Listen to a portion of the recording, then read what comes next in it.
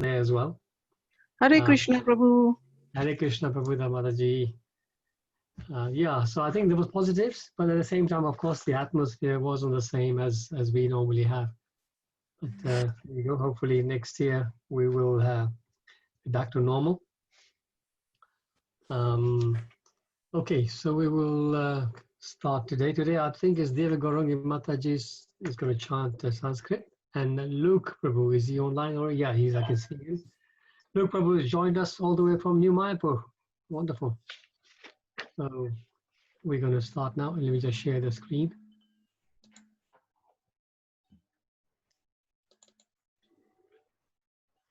And it's going to be from 1 to 26, 27, something like that, right? Yes, Prabhuji. Yeah. Hare Krishna. Okay. Hare Krishna.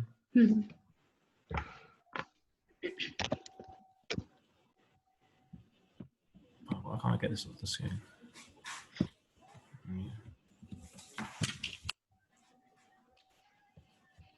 Have you got a screen? Can you see the screen? No? Yes, we can. Okay. Okay, I can. good. Okay. You can start whenever you're ready. Okay. My humble obeisances to all the assembled devotees. Om Namo Bhagavate Vasudevaya. Om Namo Bhagavate Vasudevaya. Om Namo Bhagavate Vasudevaya. Chapter 11, Vishwarup Darshan Yoga, the Universal Form. Ataha Ekadasho Adhyayah. Text 1. Arjuna Uvacha Mat Anugrahaya Paramam Guhyam Adhyatma Sangnitam Yatvayoktam Vachastena Mohoyam Vigato Mama.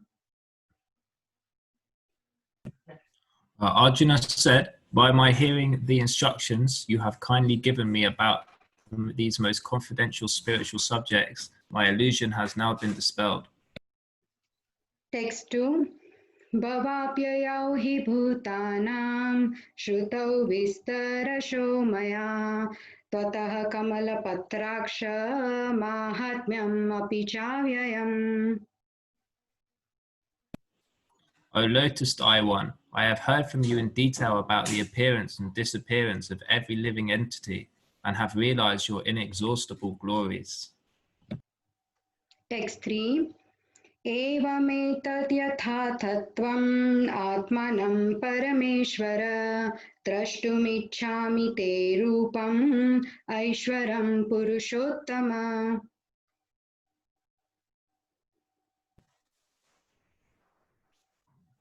O greatest of all personalities, O supreme form, though I see you here before me in your actual position, as you have described yourself, I wish to see how you have entered into this cosmic manifestation. I want to see that form of yours. Text 4. Manyase yadi tachakyam maya drashtum iti prabho yogeshvara tato me tvam darshayatmanam avyayam. If you think that I am able to behold your cosmic form, O my Lord, O Master of mystic power, then kindly show me that unlimited universal self. Text 5. Shri Bhagavan Uvacha Pashya me partha rupani shatashodha sahasrasaha nana vidhani divyani nana varna kratini cha. The Supreme Personality of Godhead said, my dear Arjuna, O son of Pritha, see now my opulences, hundreds of thousands of varied, divine and multicolored forms. Text 6. Pashyadityan vasun rudran ashvinau marutastatha bahunya drashta purvani pashyascharyaani bharata.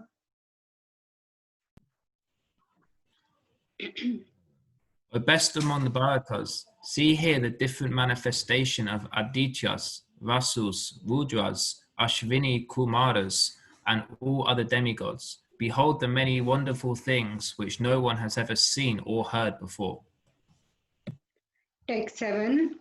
Ihaikastham jagat krishnam pashyadya sacharacharam mama dehe gudakesha yachanya drashtumichasi.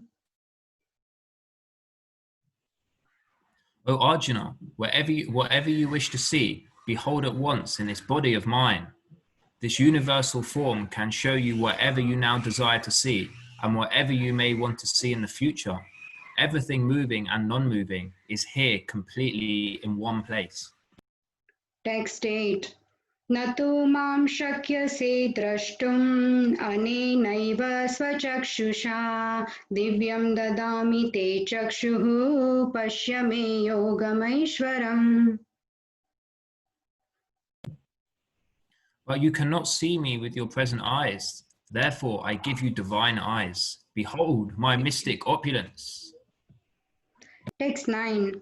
Sanjaya uvacha evamukta tato rajan mahayogeshwaro harihi darshayam asa parthaya paramam rupamaishwaram.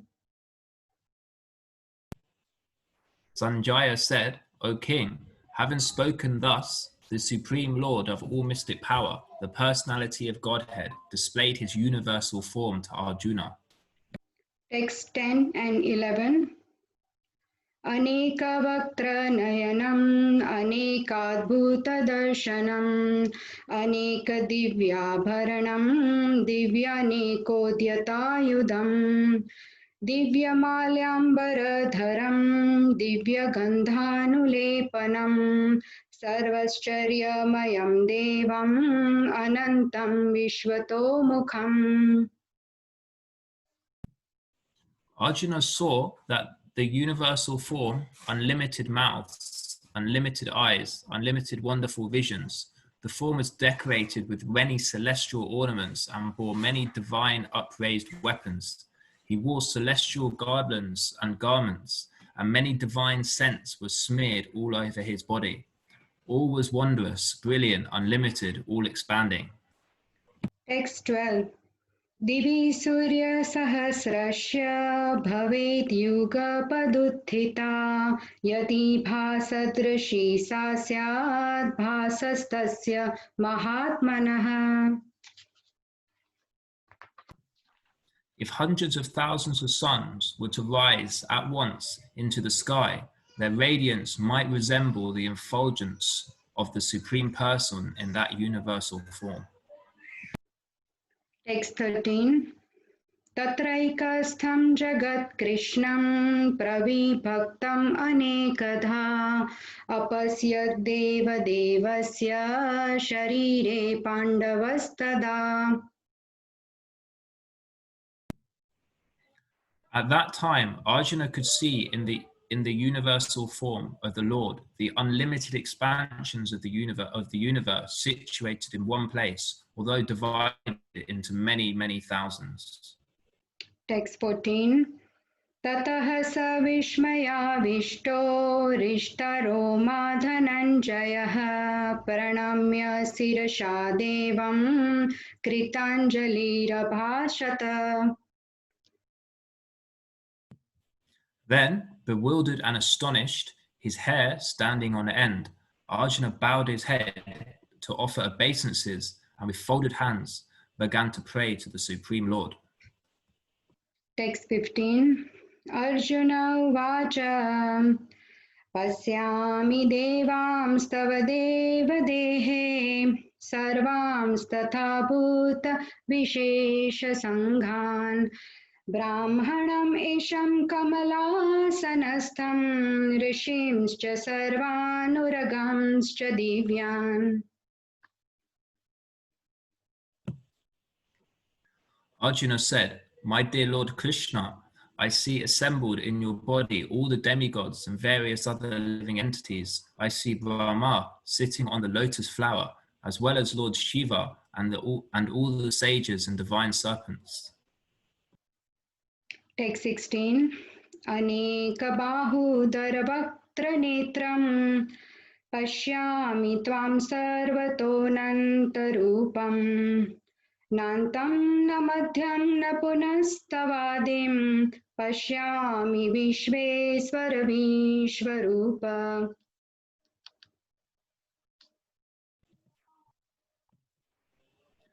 O Lord of the universe, O universal form, I see in your body many, many arms, bellies, mouths, and eyes expanded everywhere without limit. I see in you no end, no middle, and no beginning. Text 17.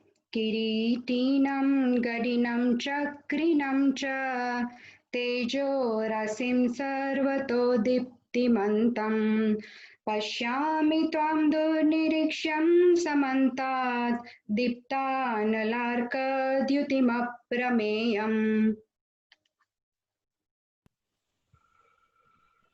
Your form is difficult to see because of its glaring effulgence, spreading on all sides like blazing fire or the immeasurable radiance of the sun.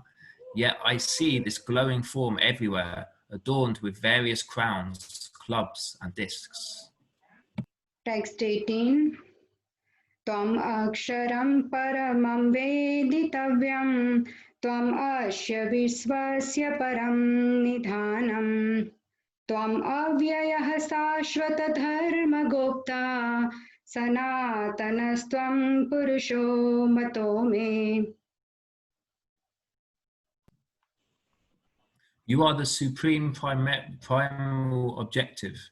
You are the unlimited resting place of all this universe. You are the inexhaustible and you are the oldest. You are the maintainer of the eternal religion, the personality of Godhead. This is my opinion. Text 19.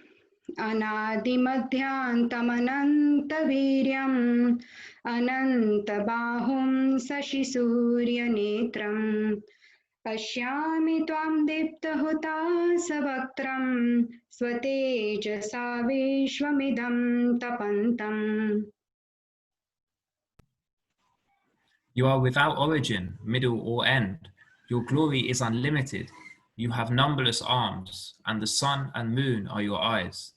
I see you with blazing fire coming forth from your mouth, burning this entire universe by your own radiance. Text 20. Dhyava prithvyoridam hi vyaptam tvavaikena dishascha sarvaha drashtvadbhutam rupamukram tavedam lokatrayam pravyathitam mahatman. Although you are one, you spread throughout the sky and the planets and all space between. O Great One, seeing this wonderful and terrible form, all the planetary systems are perturbed. Text 21. Amihi tvam sura sangha vishanti kechid bhitah pranajalayo grananti swastitya uktva maharshi siddha sangaha stuvanti tvam stutibihi pushkalabihi. All the hosts of demigods are surrendering before you and entering into you. Some of them, very much afraid, are offering prayers with folded hands. Hosts of great sages and perfected beings, crying, "All peace," are praying to you by singing the Vedic hymns. Text 22. Rudraditya vasavo ye cha sadhya vishvesvinau marutaschosmapascha gandharva yaksha surasiddha sangha vikshante tvam vishmitaschaiva sarve. All the various manifestations of Lord Shiva, the Adityas, the Vasus, the Sadhyas, the Vishvedevas, the two Ashvis, the Marutus, the forefathers, the Gandharvas, the Yakshas, the Asuras, and the perfected demigods are beholding you in wonder. Text 23. Rupam mahatte नेत्रं महाबाहो बाहुबाहुरुपादं बहुदरं बहुदंष्ट्राकरालं दृष्ट्वा लोकाः प्रव्यथितास्तथाहम्.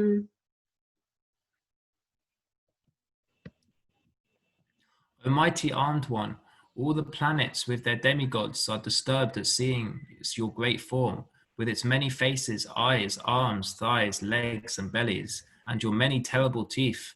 And as they are disturbed, so am I. Text 24.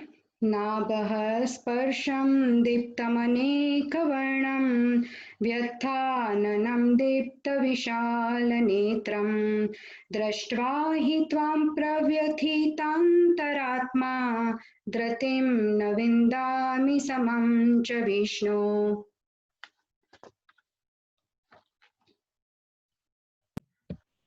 O all-pervading Vishnu, seeing you with your many radiant colors touching the sky, your gaping mouths and your great glowing eyes, my mind is perturbed by fear.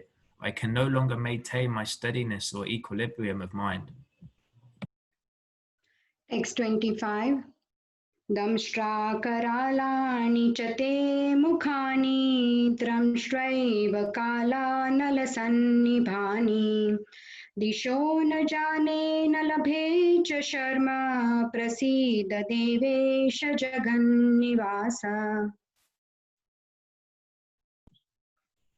O Lord of Lords, O refuge of the worlds, please be gracious to me. I cannot keep my balance seeing thus your blazing death-like faces and awful teeth.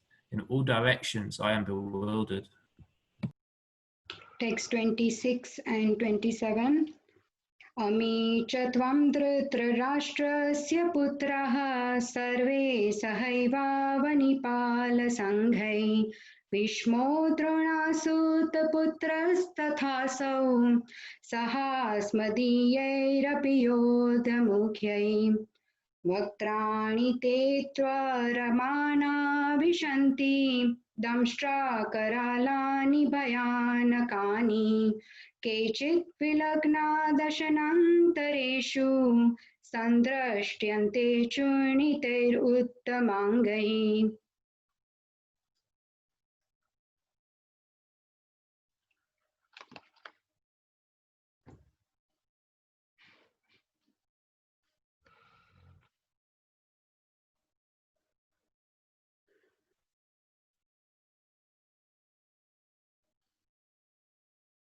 Luke Prabhu, you need to unmute. Can you say 26? Oh, sorry, I thought I'd unmuted. Yeah. All the sons of Dhritarashtra, along with their allied kings, and Bhishma, Drona, Karna, and our chief soldiers also are rushing into your fearful mouths, and some I see trapped with heads smashed between your teeth. Thank you, Hare Krishna.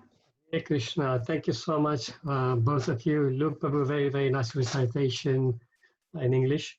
And Diva Gaurangi Mataji, as usual, perfect pronunciation. So you're setting a very high bar for all of us. Thank you so much. Okay, we'll stop sharing. I hope we have a good recording of Mataji's recital, because this is what I will be listening tomorrow with very keen attention. Yes, Ashwin Prabhu, I'm sure that Katha Mataji has got a recording going and she'll be sharing it after the class. So yes, we do all need to listen to this because her pronunciation was absolutely word perfect. Thank you. Okay.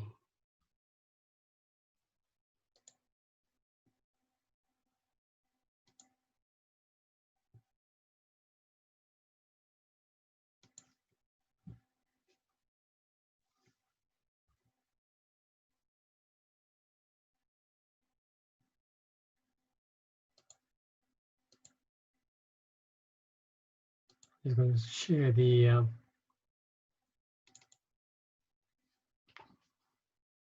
all right. So right, we're on chapter 11, going quite nicely. Just the beginning of chapter 11. So The title is a universal form. In Sanskrit is Vishwarup Darshan.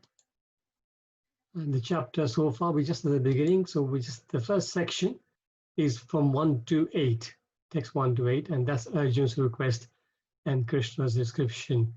He just asked a description of universal form. So far, we've just done the 3 verses. I think the first one, Divyanam Prabhu did on Sunday, and then, or Saturday rather, and then Sunday and Monday, Vrindavan Chandra Prabhu did the verses 2 and 3. So because we're just in the beginning, we can just quickly recap on those 3 verses. So 11.1, Arjuna's acknowledgement, Arjuna acknowledges Krishna's grace. By hearing everything that Krishna has said, Arjuna's illusion has been removed. So this is a continuation from the 10th chapter where Arjuna has accepted Krishna as Supreme Lord, and then he's now just continuing that theme.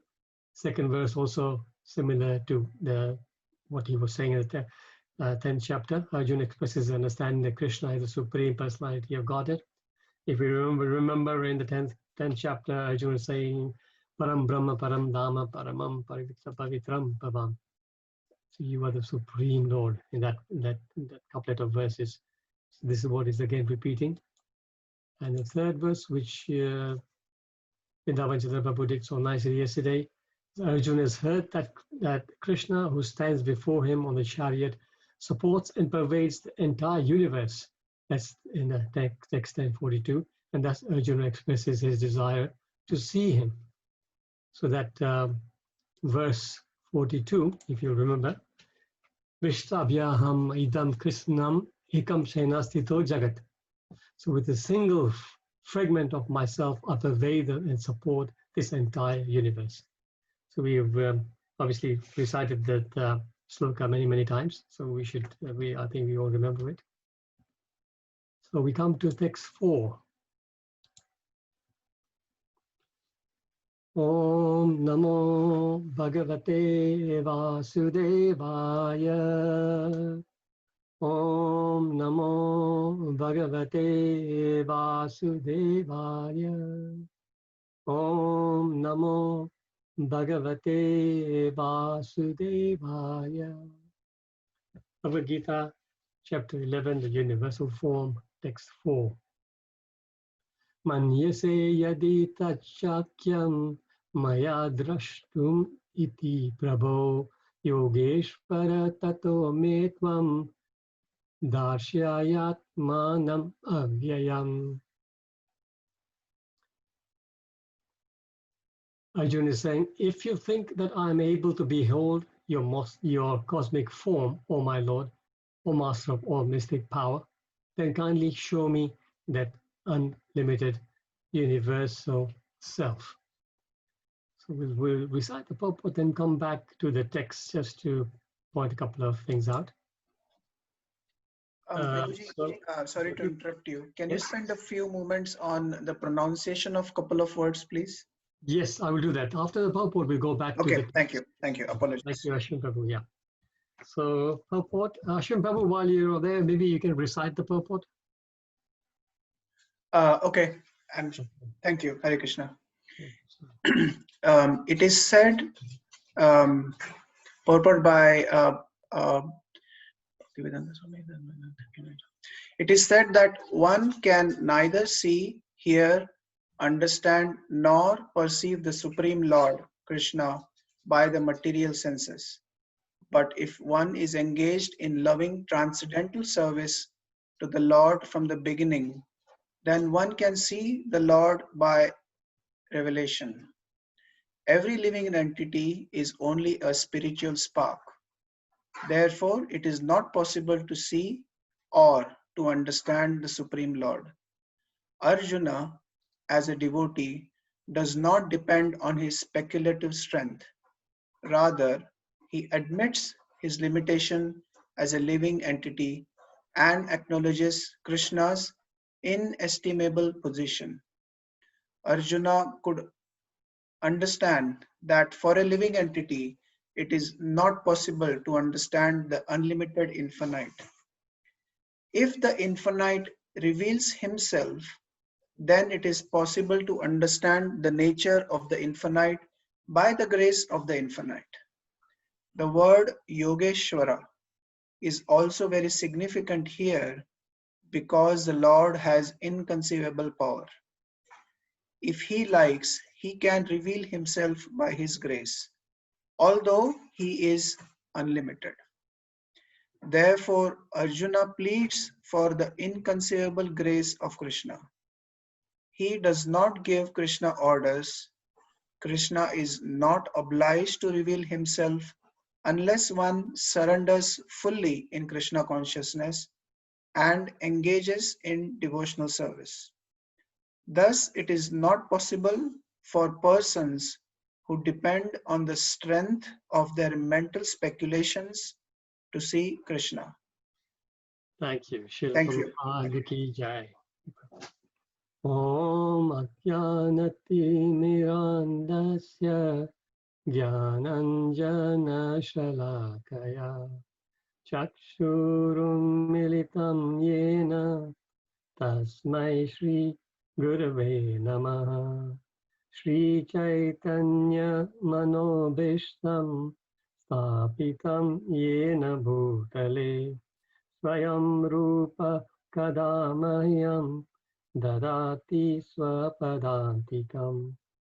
Namo Om Vishnu Padaya Krishna Prasthaya Bhutale Srimate Bhakti Charu Swami Niti Namine. Namo Om Vishnu Padaya Krishna Prasthaya Bhutale Srimate Bhakti Vedanta Swami Niti Namine. Namaste Saraswate Deve Gauravani Pracharine Nirvishesha Sunyavadi Pashyata Deshatarine. Jai Shri Krishna Chaitanya Prabhu Nityananda Shri Advaita Gadadhar Shri Vasadi Gaura Bhakta Vrinda.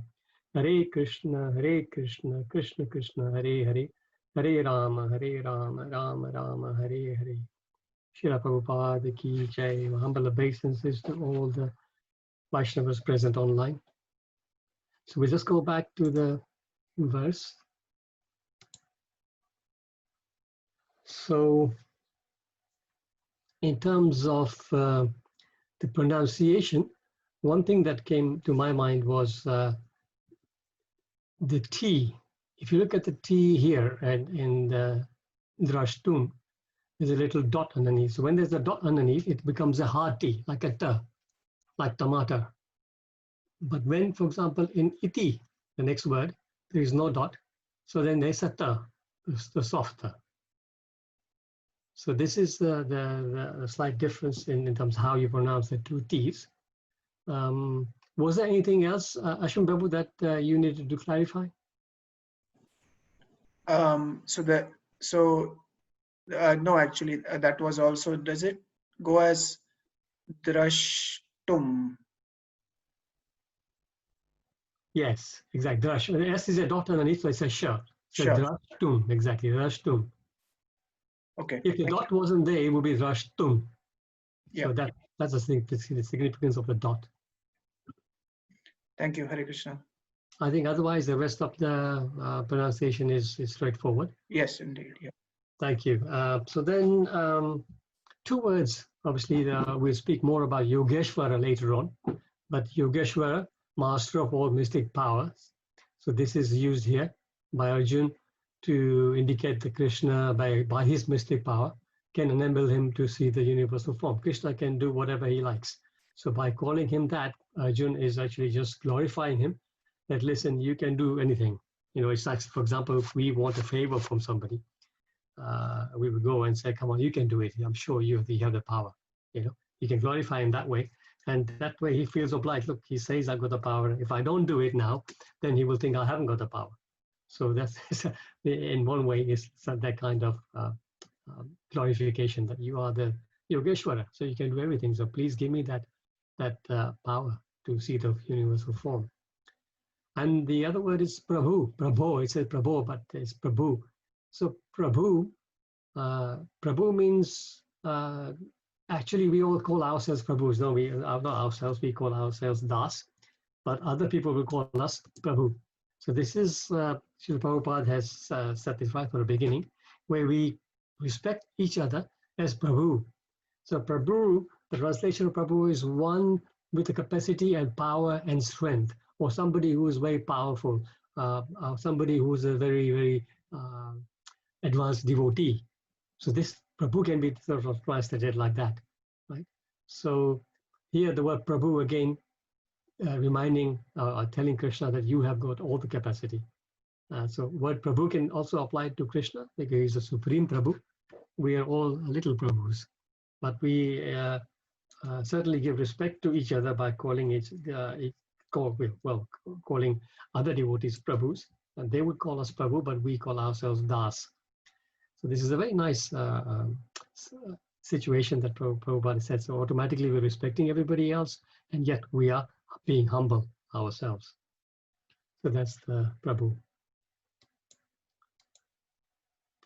So as usual, we just pick up some of the main points from the purport. So first, it's a very important point. It is said that one can neither see, hear, understand, or perceive the Supreme Lord Krishna by the material senses. So our senses are very limited, and this is only one of the 4 defects that living beings have. Can anybody remind me of the other? Well, let's go for all 3, all 4. Cheating propensity. Yes, cheating propensity is one of them. Imperfect senses. Imperfect senses. Correct. Making mistakes. Making mistakes. And being in illusion. Yes, Illusion. you got it. You got it. Rupa Mataji, yeah, thank you. We got them all. Thank you, Krishna. Thank you. So we are prone to commit mistakes. We are illusioned. We have the tendency to cheat. And sometimes people say cheat and be cheated. Yeah. And we are limited by imperfect senses. So this is what here Prabhupada is speaking by the purport, that we can neither, we can't do any, we can't see, hear, understand, whatever, by these material senses. These senses are very, very limited. And Krishna and the spiritual world is beyond the senses. This is why we are not able to perceive them. Just give me 1 second. I'm just going to get the participants list on this side so I can see if I need to mute somebody if sounds are coming through. Okay, so devotees, yeah, I'll keep you all muted until you want to see. As soon as you want to speak, of course, you can unmute yourself. Please feel free. But it's best to remember to again mute yourself. Otherwise, sometimes unknowing to yourself, sounds may be coming from your side. So, yeah. So Krishna and his abode, the spiritual world, is beyond our senses. Does anybody? And that is why there's also one of the names of Krishna is to do with somebody who is beyond the senses. Does anybody remember that that word, name of Krishna? Adokshaja, Prabhu. Very good. Yes, absolutely right. Adokshaja. Krishnavani Mataji, right? That was, if I recognize the voice. Yes, Prabhu. Yeah, thank you so much. Yes, Adokshaja. So, Akshaja means within the purview of our senses. Akshaja, something that I can literally, Aksha, it could be seeing, but in a broader sense, something that I can perceive. And then Adokshaja means a negative, which means something that is beyond the purview of my senses. So when we, for example, when we go to the Dham, when you go to any Dham, this is something that we can try and remember. It's very important to remember this, because Vrindavan, I didn't go to Vrindavan 20, 30 years ago, but people actually say that Vrindavan, for example, 20, 30 years ago was quite different. Right now, we saw built up, there's so many hotels, so many restaurants, and so many new high-rise buildings, and it's all become a city. But before, 20, 30 years ago, it had actually the atmosphere of a dham.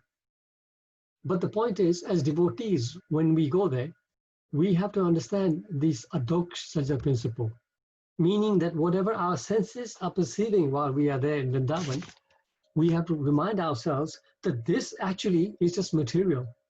But beneath this material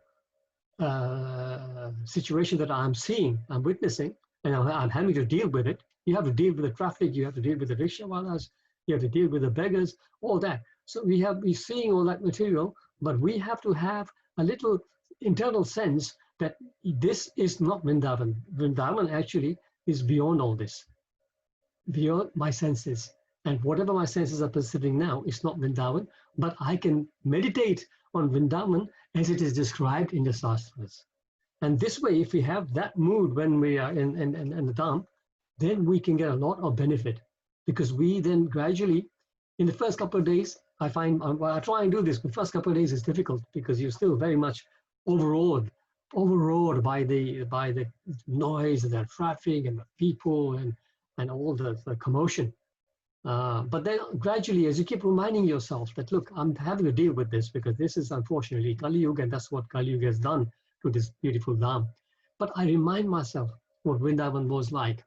I remind myself of some of the verses in the Shastra that speak about the description of Vrindavan. Krishna and Balaram playing with the cowherd boys, bringing the cows home, and all those wonderful scenes. And that way, we will certainly get ourselves in the mood, and you will soon, after 2 or 3 days, be ignoring everything this is superficial.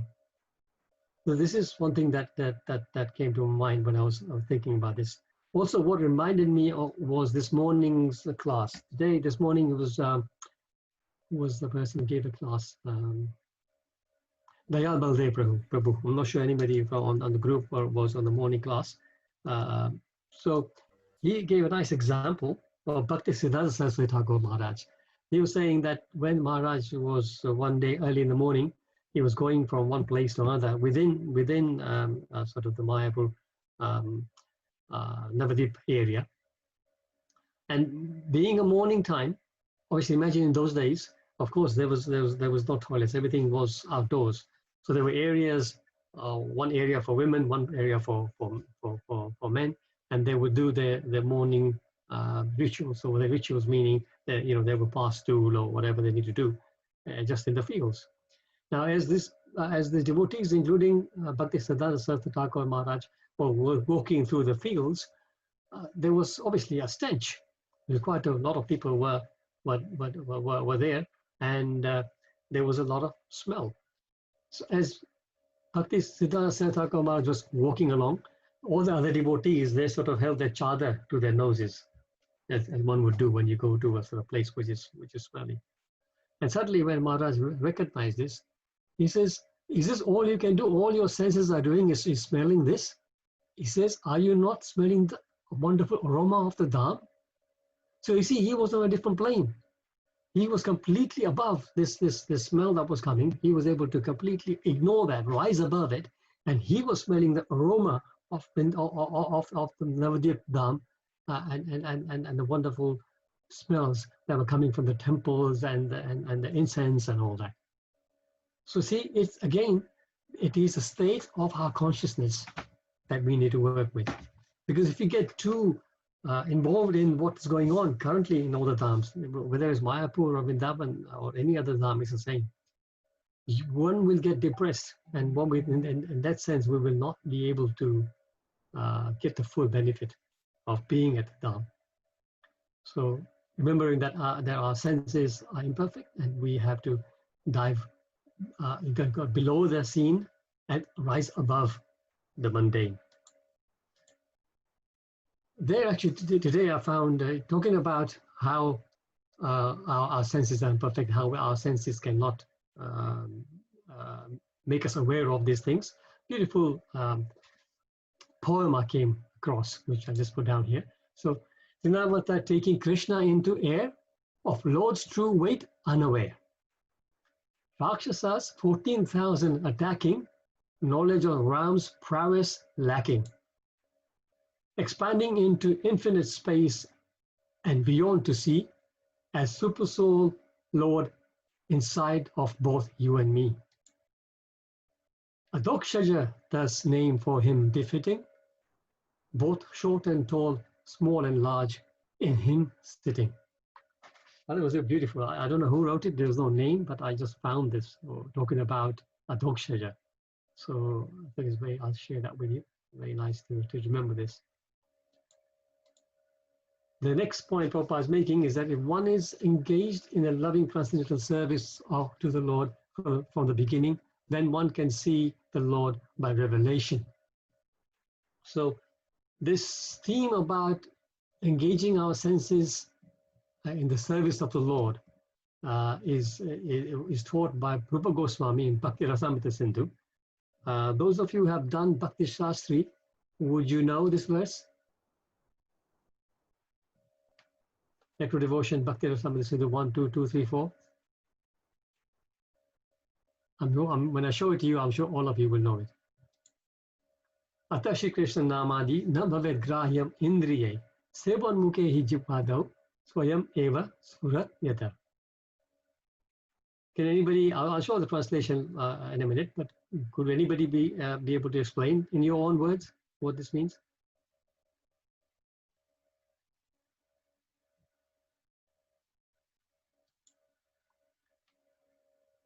Therefore, Ata means therefore. Ata, so obviously it's continuing a conversation. Ata, therefore, material senses cannot appreciate Krishna's holy name, form, qualities, and pastimes.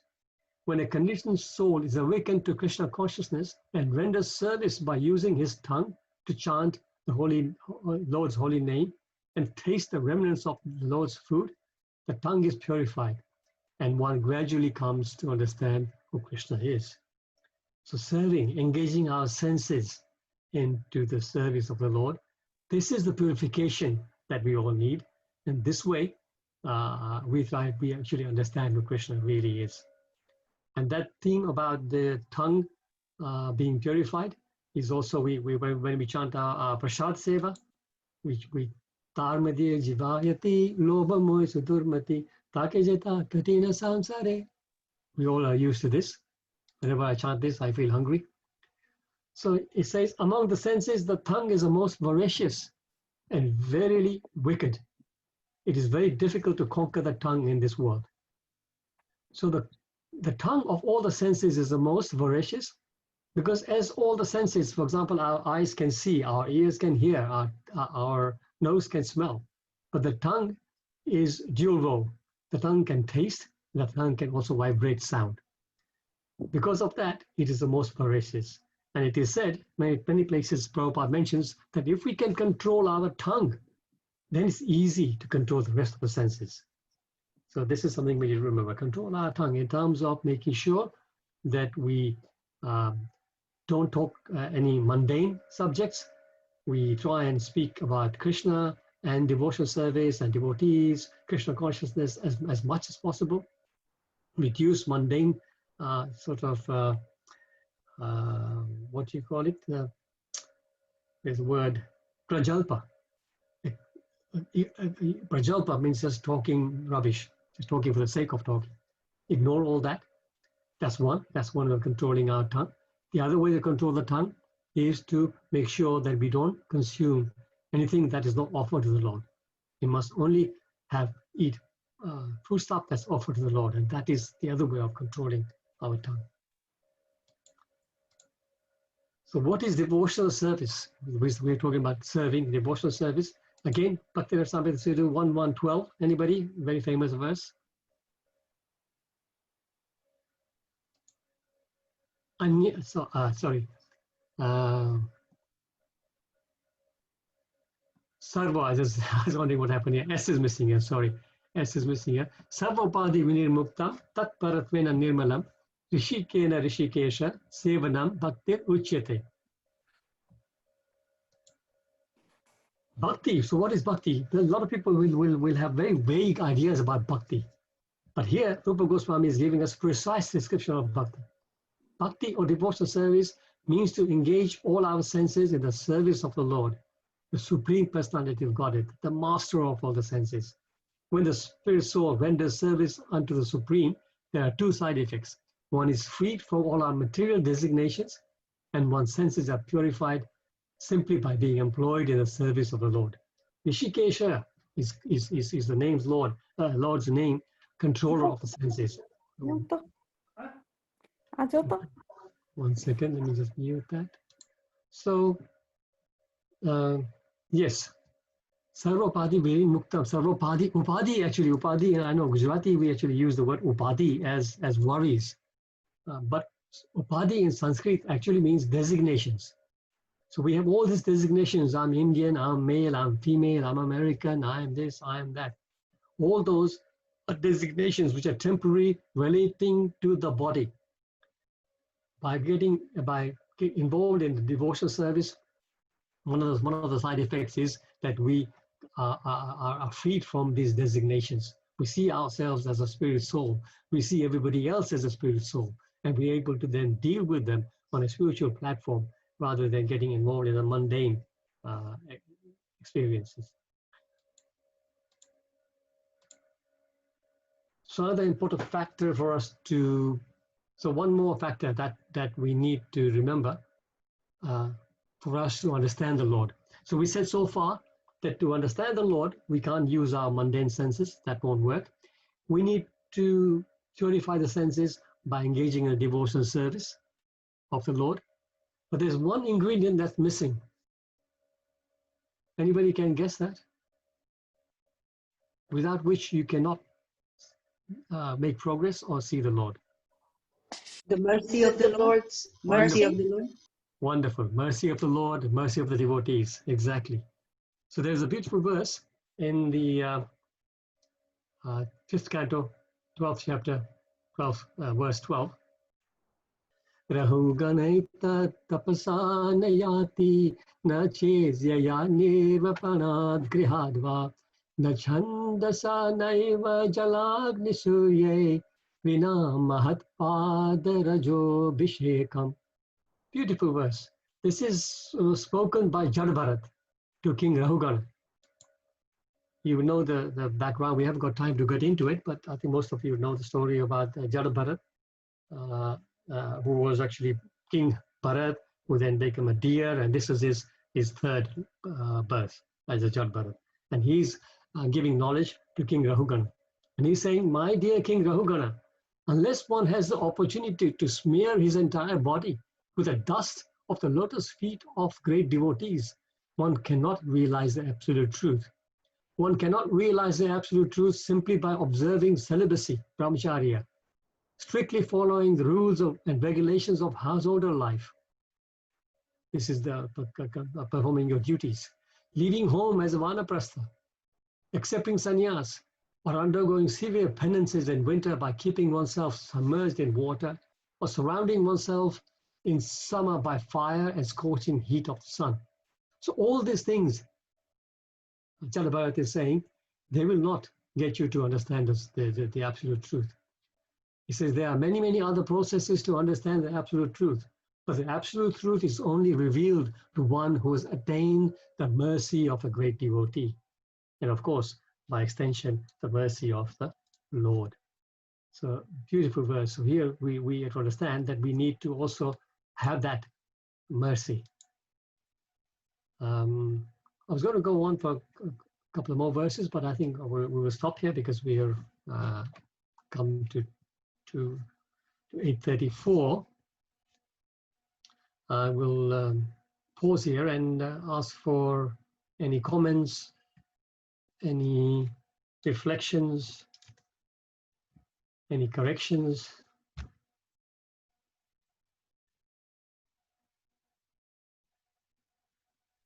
Hare Krishna Prabhu, this is Ashwin here. Hare Krishna, Ashwin Prabhu. I have one question about the I can't recollect which slide number it was.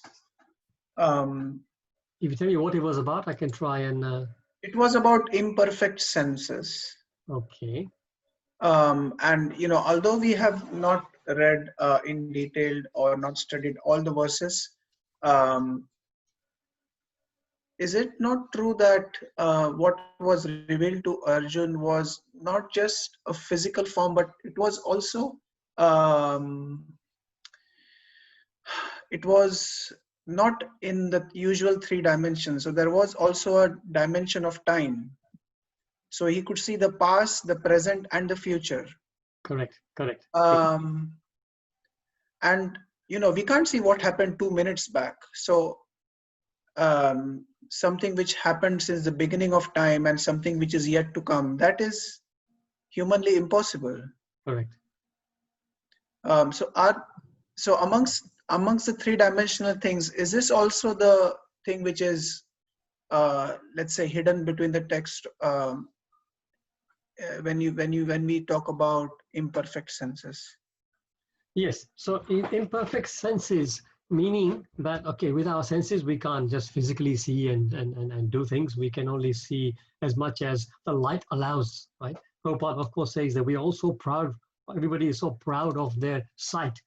But he says, if the light is switched off at night, we can't see a thing. So where is your proud? Where is your pride about the sight? The sight is dependent on light that is given by Krishna in the form of sunshine. And also electricity comes because of the power of Krishna.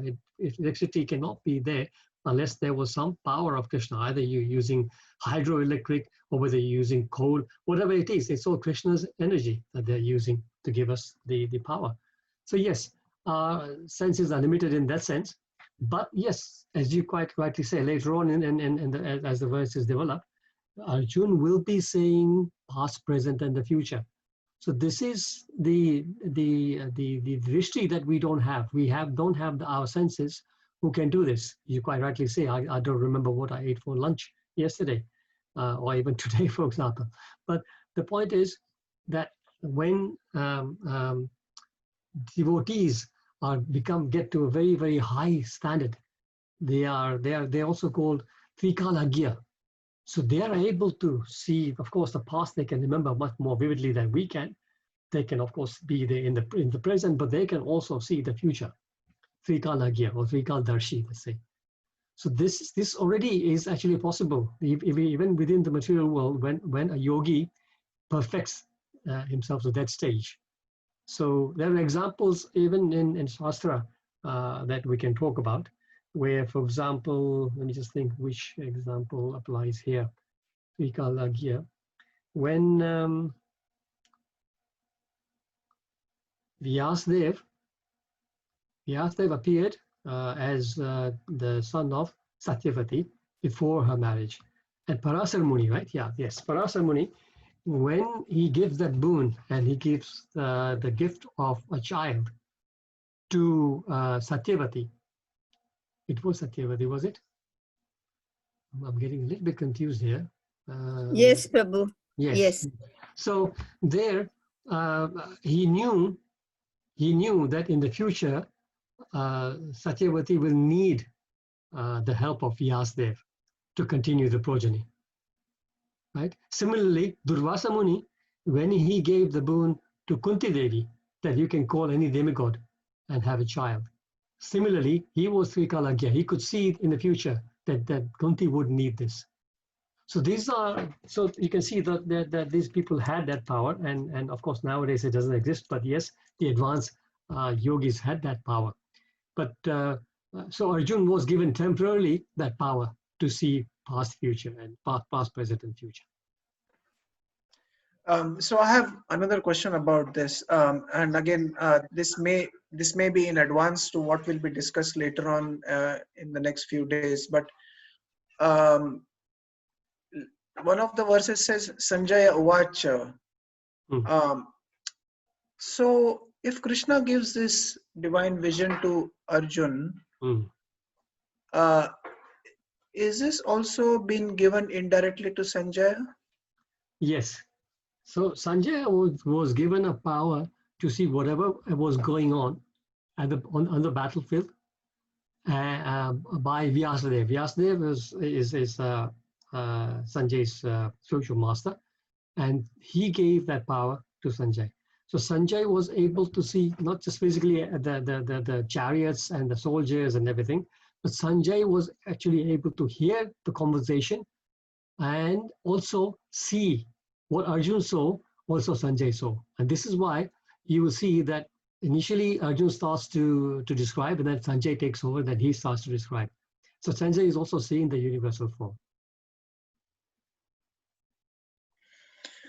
Hare Krishna, this is beyond imagination. It's mind-blowing, isn't it? It is mind-blowing, but this is it. It is something that is really wonderful. It shows us that how limited we are, and where the beings in the spiritual world, how advanced they are. Yeah, I think the only word comes to my mind is insignificant. Absolutely right. Absolutely. And this is, by reading these kind of passages in Shastra, Ashwin Prabhu, it then enables us to become humble. Humility comes from reading all this. When we think about, oh, I'm something, then we realize that we are just absolutely nothing. We are just not even a spark. We are just a tiny spark of this huge fire that Krishna is. And we are just absolutely nobody. And yet we think that we are ruling this and we are in charge of this. So we can't do anything.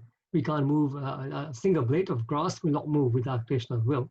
And whatever we are able to do, we have to now start to appreciate everything that I am able to do. Literally, even from the point of moving my hand up and down, it's all by the power of Krishna. If he took that power away, I would not be able to do that. But thank you for raising that. Thank you. Thank you for the explanation. Hare Krishna. Hare Krishna. Hare Krishna, Prabhuji. Hare Krishna, Hema Mataji. So I was a bit overwhelmed with this. If the infinite reveals himself, then it is possible to understand the nature of the infinite by the grace of the infinite.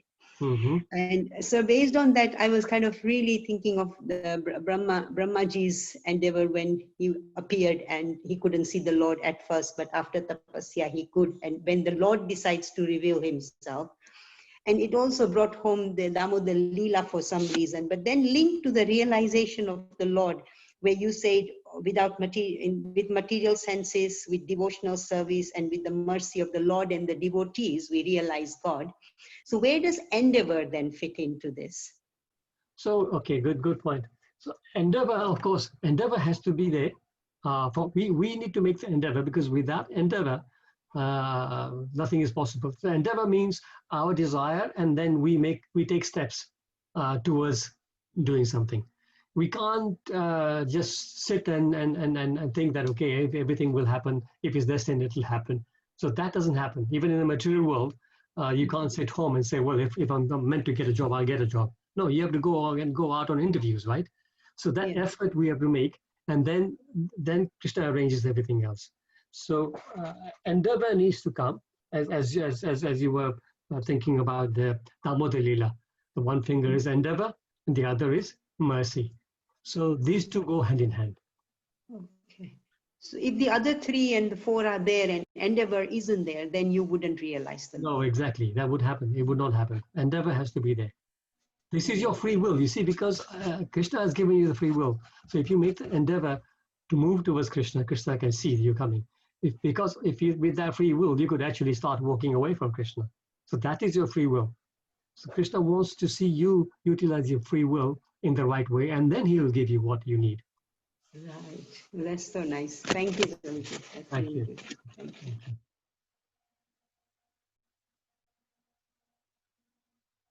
There's a message here from, is it? 1 second, there's a few messages actually. My question is this from Santosh Mataji.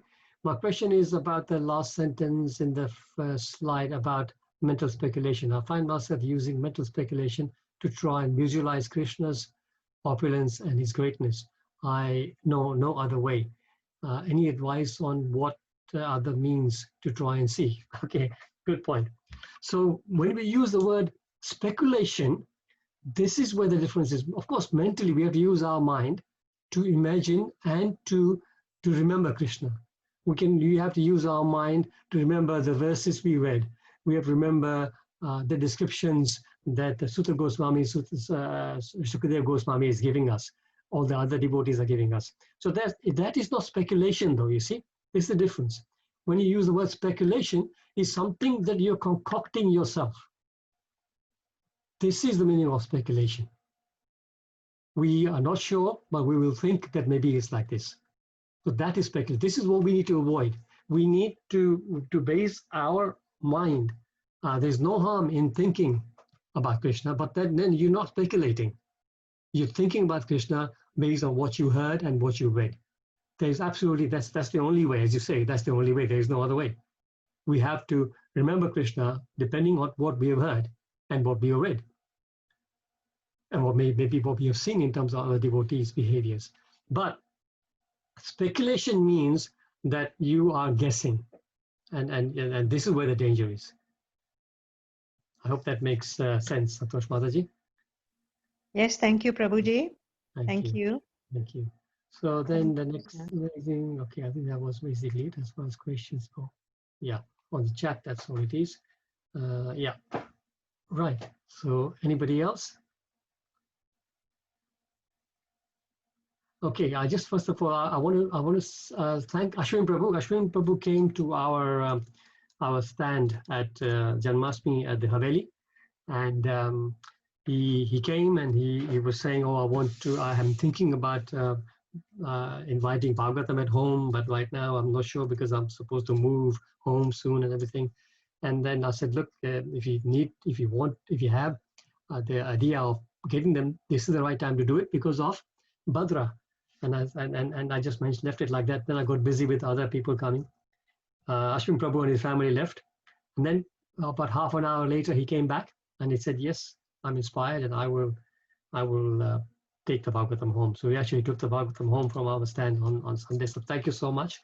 So once again, a reminder to everybody to please keep this in mind. Bhagavad campaigns there. Most of you I know have done amazing things. Emma Mataji has done wonderful distribution. So either distributing or yourself, if you haven't got one at home, inviting the Lord at home in the form of Bhagavatam. Please remember that I think we're already up to about 220 odd. We need to do about 70 odd, 70, 75, I think. Let's try and get there to please Prabhupada and also to get the blessings for ourselves and everybody else who's participating in this campaign, to get the names read out on the Bhadra Purnima at Naimisharanya. I just need to share my slide once again, if you just give me a second. Where was I? Okay, I think this is it. So I'm just going to skip these couple of slides. There's just some more evidence that I put together. But I'm going to go to the last. You can see there was quite a lot to do, but unfortunately we ran out of time. So I want to remind everybody, devotees, that this Saturday and Sunday, we have an amazing program of Bhagavad Gita by Radhika Raman Prabhu. Those of you who have heard him, he's an amazing speaker. So just a reminder to just go online and register. There is on this leaflet, there is also the link, not the link because you won't be able to click on it, but at least you have that site, https://bit.ly Bhagavad Gita. So go in there, register yourselves, because we may get quite a lot of, because we've been publicizing it quite a lot, we may get a lot of devotees signing in. So if you register, then we make sure that you will get logged in. So please remember that. And with that, if there is no other comments, we will stop here. Thank you so much, devotees. Thank you once again for your time. Srila Prabhupada Ki Jai. Hare Krishna. Thank you, Prabhuji. Hare Krishna. Hare Krishna, everybody. Hare Krishna. Yeah. Hare Krishna, Prabhuji. Thank you for the question. Hare Krishna, Prabhuji. Hare Krishna, devotee. Thank you, Prabhu. Thank you. Hare Krishna. Hare Krishna. Hare Krishna, Prabhuji. Hare Krishna. Prabhupada Mataji, thank you. Hare Krishna. Hare Krishna. Chandra Chaitanya Prabhu, is your mic working now? Thank you, Mukunda Prabhu. Right? Oh, Chandra Prabhu, I can see you there. Thank you for showing your class. Thank you. Thank you, Prabhu. Hare Krishna, Prabhu. Hare Krishna, Maji, Hare Krishna, Vishalini Mataji. Hare Krishna. Thank you very much. Haribol. Thank you, Gata Mataji. Thank you for your service. Hare Krishna. Hare Krishna, Prabhuji. Thank you so much for a wonderful class, Prabhuji. Thank you so much. Thank you, Rashi Mataji and Jolly Mataji. Thank you so much. Thank you for your encouragement. Hare Krishna. Hare Krishna.